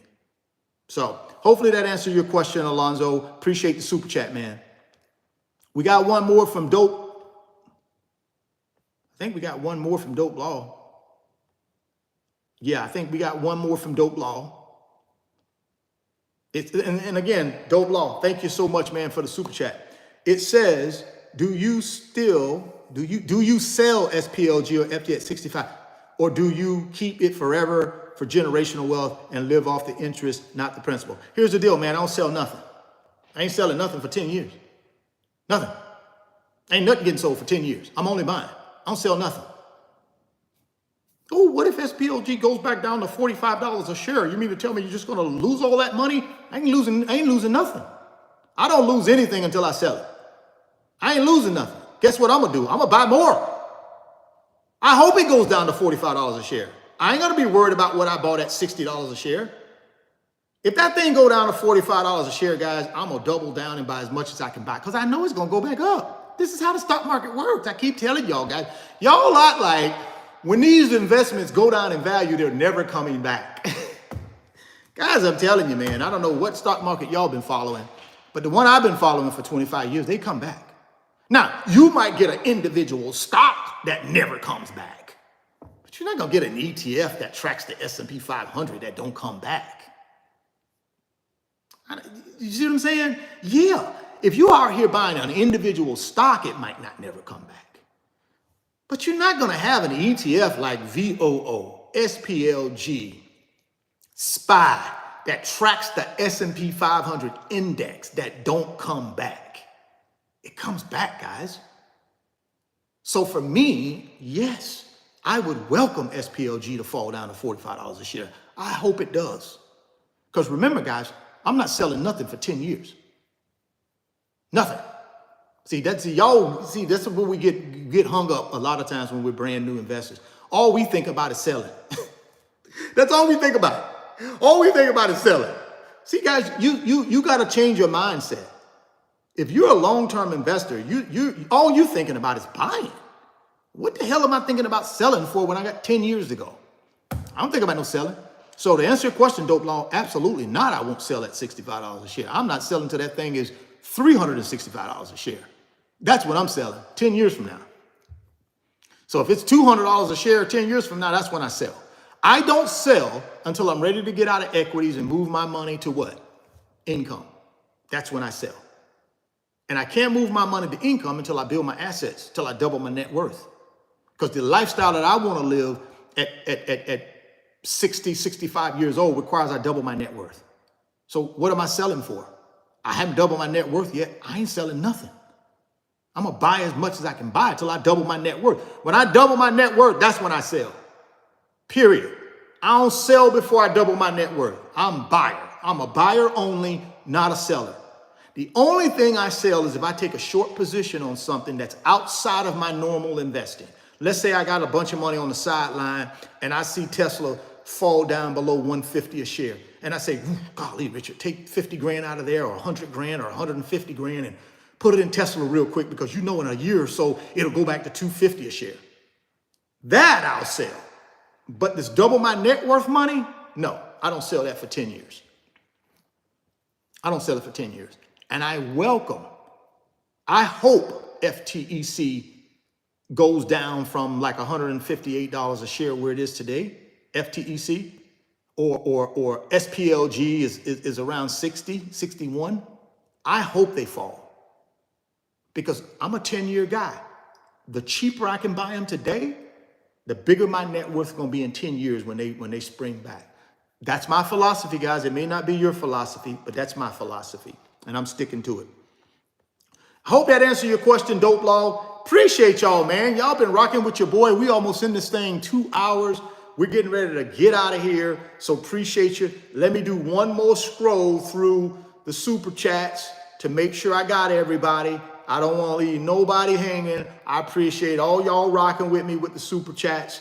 Thank you so much. Like I said, guys, when we do these live streams, periodically, the super chats are going to take precedent over anybody else's questions, because these folks have paid to get their questions answered, and I'm okay with that. Again, no one has to pay. That's up to y'all. I'm not telling you got to do anything, but I'm telling you the super chats are the way to go when we're doing these Q&As. Most of my live streams are not Q&As. They're just me giving you meat and potatoes, golden nuggets, and I just keep talking, and I don't take no questions.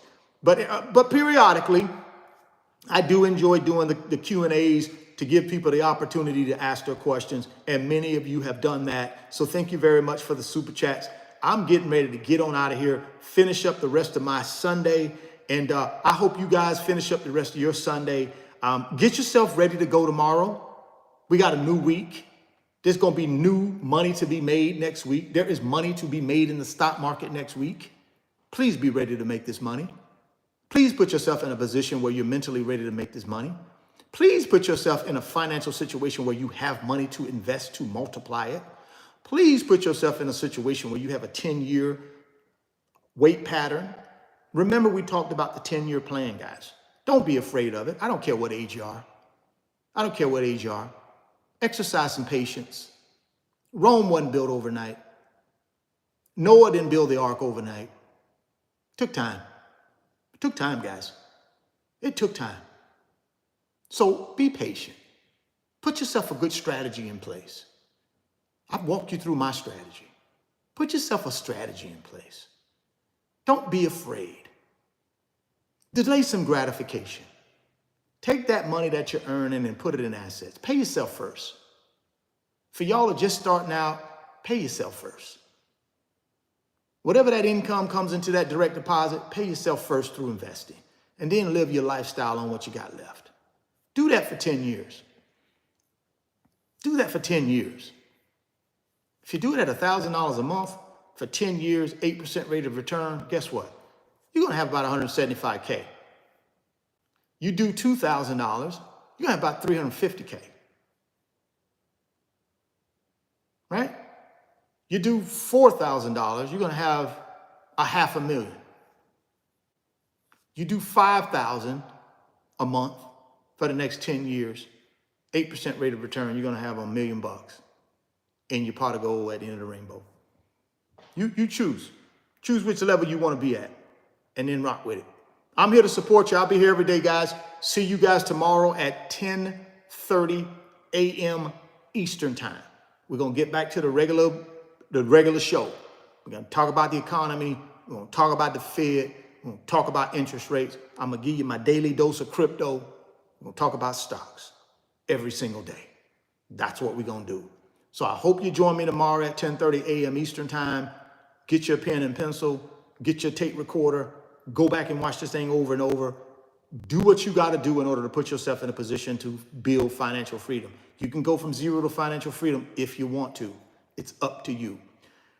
15 free stocks. Click on that MooMoo link if you want 15 free stocks, guys. Up to 15. Let me correct myself. Up to 15 free stocks. Click on that MooMoo link down in the description box. Open up that MooMoo account today. Don't delay. Get started today. On Monday, fund it. Open it up today. Set the direct deposit, set the funding up today.